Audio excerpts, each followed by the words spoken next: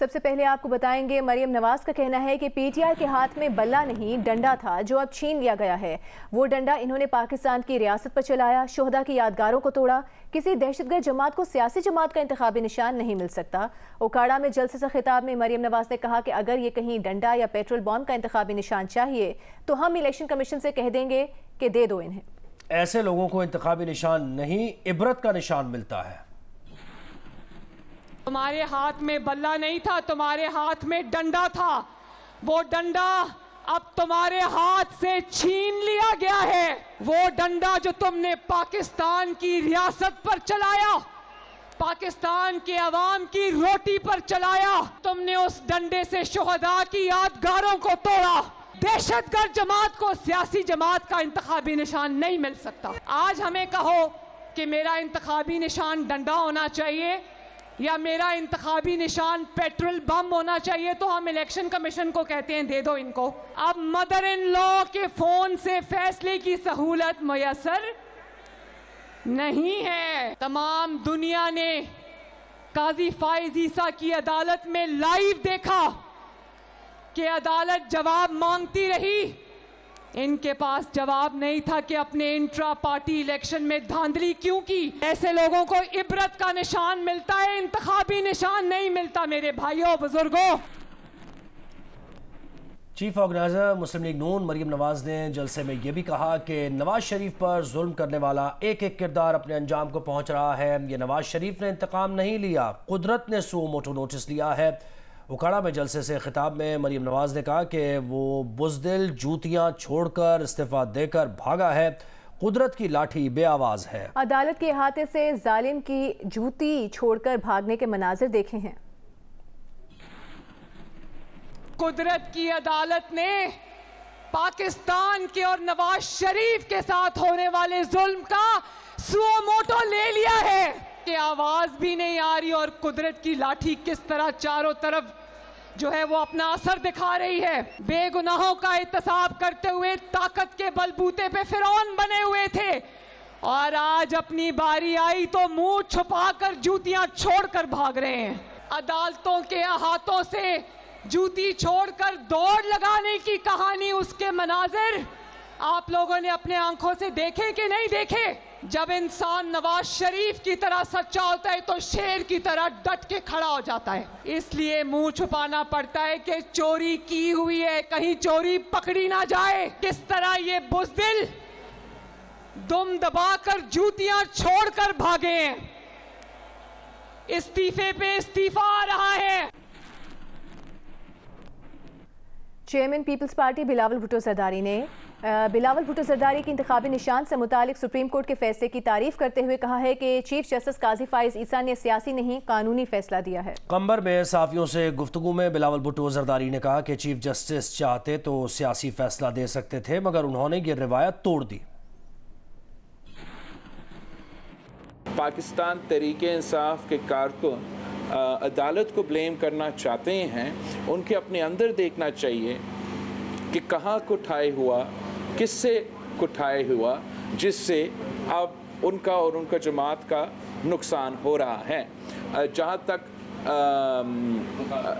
ये अदालत का फ़ैसला जस्टिस फाइज ईसा साहब ने बड़े वाज़े किया जब से वो वज़ीर आला क्या जब से वो चीफ जस्टिस बना।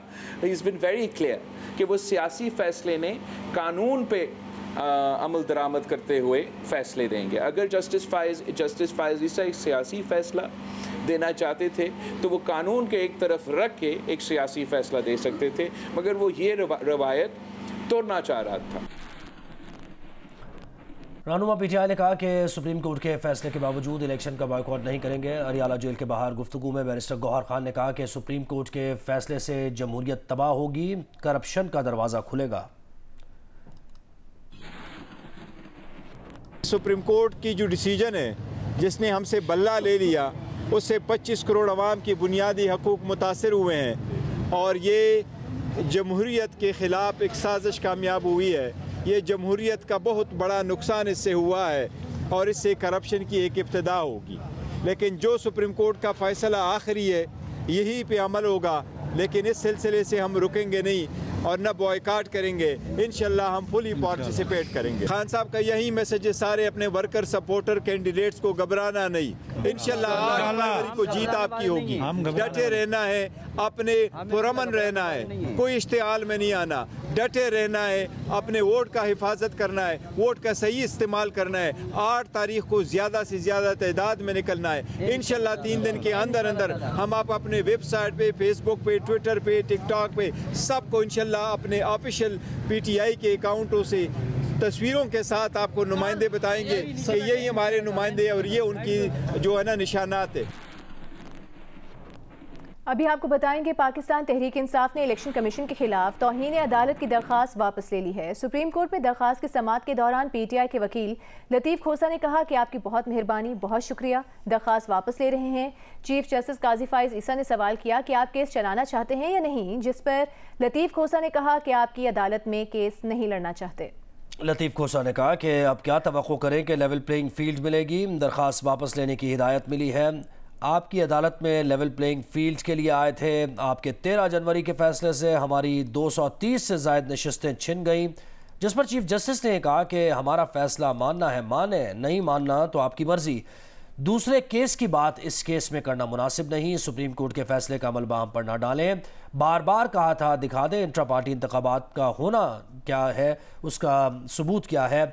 आपको फैसला पसंद नहीं तो कुछ नहीं कर सकते। सुप्रीम कोर्ट ने PTI की दरख्वास्त वापस लेने की बुनियाद पर निपटा दी।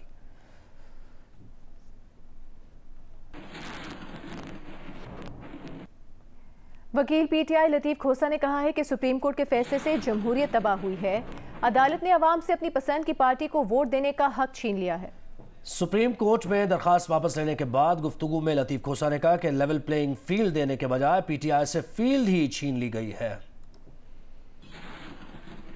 मैंने अर्ज़ किया कि जनाब आपके फैसले से जमहूरियत तबाह हुई है। ये स्याह दिन है पाकिस्तान की सियासी और जमहूरियत के लिए। PTI का सिंबल नहीं लिया गया। ये 25 करोड़ अवाम को उनके हक़ राय दही की से महरूम किया गया है पाकिस्तान को। इसलिए हम अब पाकिस्तान की अवाम की अदालत में जा रहे हैं। We are going to the people of Pakistan. हमें कोई एतमाद नहीं है ना इलेक्शन कमीशन पर और ना हम इसको आगे चलाना चाहते हैं। आपकी बड़ी मेहरबानी। ये लेवल प्लेइंग फील्ड की बात की थी आपने, तो फील्ड ही हमसे छीन ली है।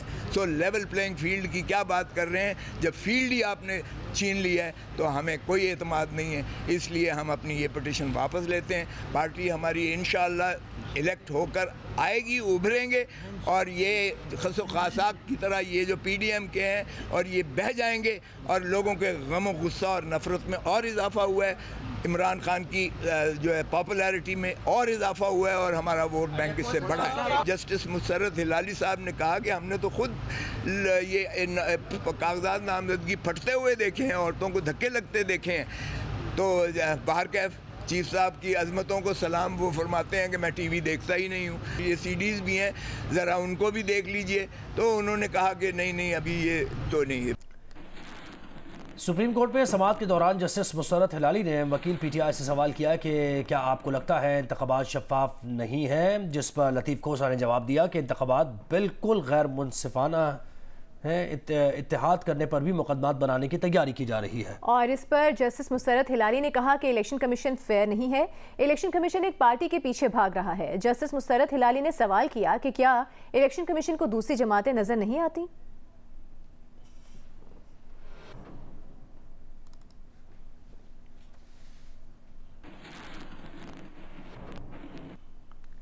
निगरान वज़ीर इत्तलात पंजाब आमिर मीर ने PTI की जानिब से लेवल प्लेइंग फील्ड के नाम पर पंजाब हुकूमत पर लगाए गए इल्ज़ामात की सख्ती से तरदीद की है और कहा है कि ये बेबुनियाद और भोंडा प्रोपेगेंडा है। दरहकीकत PTI के वकील लतीफ़ खोसा के पास झूठे इल्ज़ामात के हक में कोई शवाहिद मौजूद नहीं थे, लिहाजा उन्होंने सुप्रीम कोर्ट से भागने में आफियत जानी।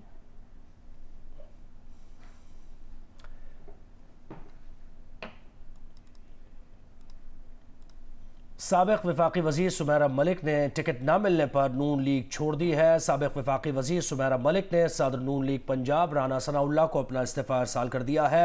ज़राए के मुताबिक सुमेरा मलिक ने नून लीग से ख़वातीन की मखसूस नशिस्त का टिकट मांगा था।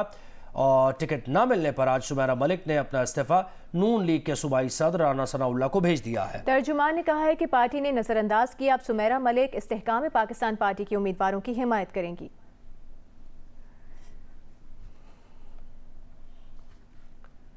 बल्ले का इंतखाबी निशान वापस लेने के फैसले पर बानी पीटीआई का रद्द अमल सामने आ गया है। अडियाला जेल में साइफर केस की समाअत के मौके पर गुफ्तगू में बानी पीटीआई ने कहा कि परसों एक अंपायर ने नो बॉल दी है।